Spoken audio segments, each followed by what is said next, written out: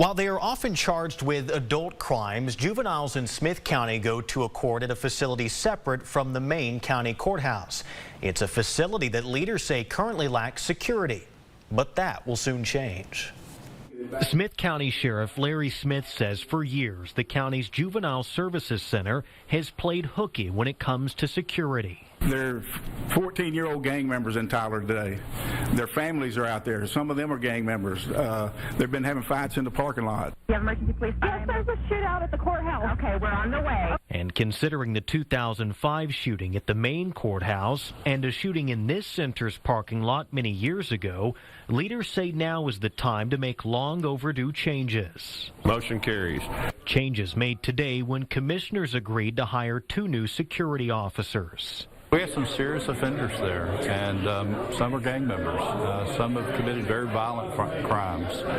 We have sex offenders in there. Despite the serious nature of some of these crimes, currently the center only employs a bailiff inside the courtroom. I'm not a professional in security, but it doesn't take a professional to know that there are some risks out there. And while open carry bans are posted on the window, getting inside involves no real security check. Something Judge Taylor Heaton and his bailiff found concerning. The gentleman was wearing a holster. There was no firearm in the holster, but there very well could have been. And that was notable to my bailiff, and he thought that was certainly a security risk. And the idea was that a firearm could have been brought into the courtroom, and we would not have known about it. Today, commissioners signed off on not only hiring 2 new officers, but also installing a magnetometer, an X-ray machine at the main entry point.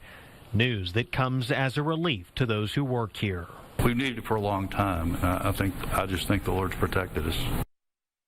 2 jailer openings are being reclassified for the new courthouse officer positions. The county already has an available magnetometer and an X-ray machine.